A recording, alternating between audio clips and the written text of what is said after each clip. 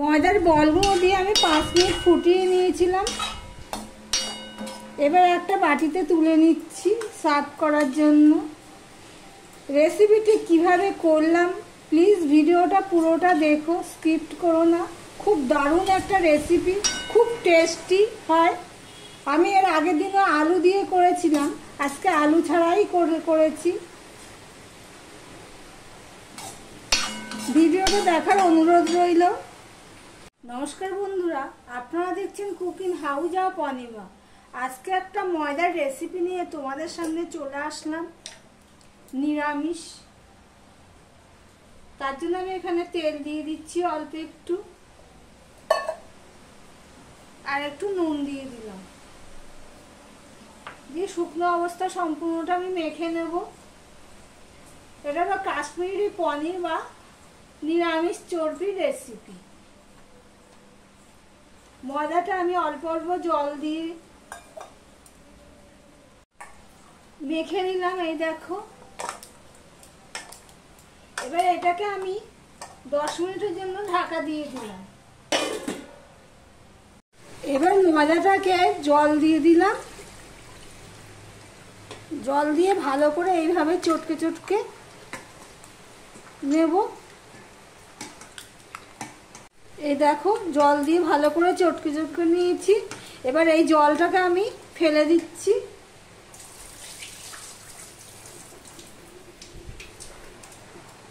ফেলে দিলাম, ফেলে দিয়ে আমি আবারও চটকে নেবো ভালো করে। নিয়ে এইভাবে চটকাবো, আর ধুয়ে ধুয়ে যতক্ষণ না সাদা জল বের না হবে ততক্ষণ এই প্রসেসটা করতে থাকবো।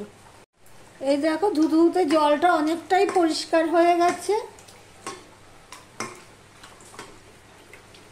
ময়দার মধ্যে দেখো কি জিনিস থাকে, আমরা এইভাবে না করলে বুঝতে পারতাম না। আবারও জলটা আমি ফেলে দিলাম।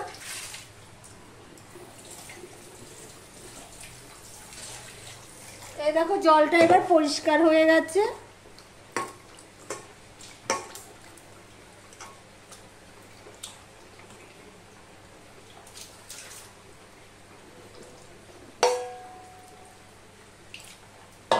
এবারে এর থেকে ছোট ছোট বলের আকার করে নেব।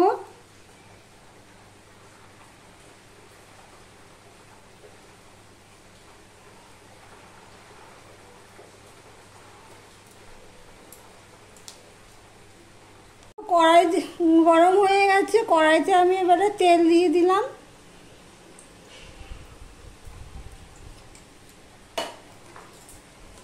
এই দেখো এরকম হয়েছে ময়দার বলগুলো।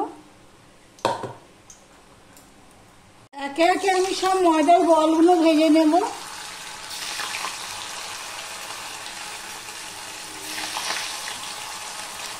তেলে দেওয়ার পর দেখো বলগুলো একটু বড় বড় হয়ে গেছে। যেগুলো ভাজা হয়েছে সেগুলো আমি তুলে নিচ্ছি। এই দেখো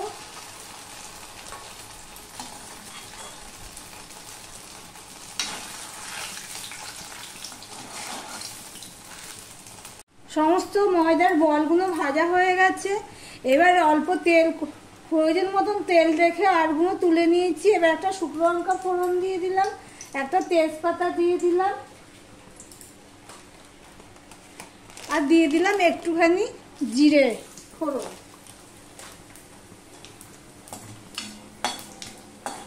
এ দেখো বলগুলো সব ভাজা হয়ে গেছে।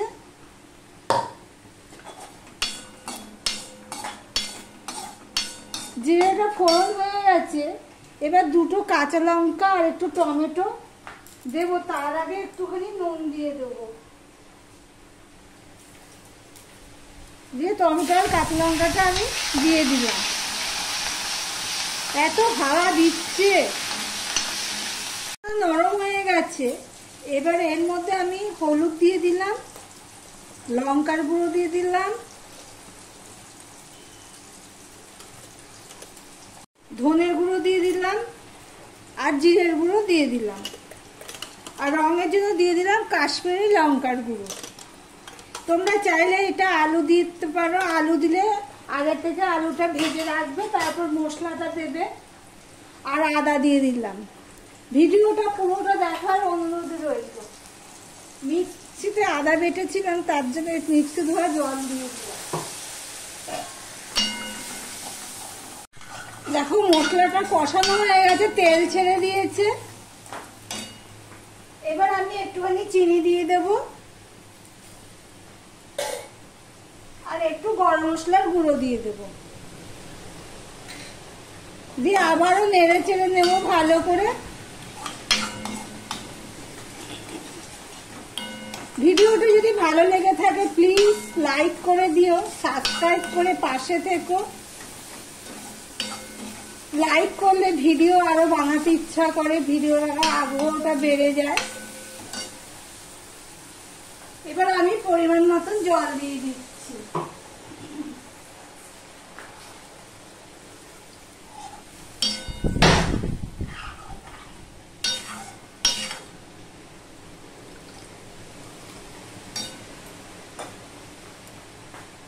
দেখো ঝোলটা ফুটে উঠে গেছে।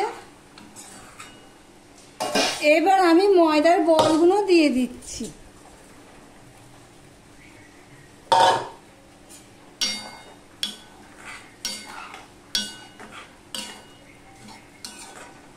ময়দার বলগুলো দিয়ে দেওয়ার পরে আমি 5 মিনিটের মতো ঢাকা দিয়ে ফুটিয়ে নেব। বলগুলো দিয়ে 5 মিনিটের জন্য আমি ফুটিয়ে নিয়েছি, তারপর গ্যাসটা অফ করে দিয়েছি। এবার সার্ভ করার জন্য একটা বাটিতে নিয়ে নিচ্ছি। এইভাবে যদি রান্না করা যায় পনিরের তরকারি তাহলে দারুণ হয় খেতে। এই দেখো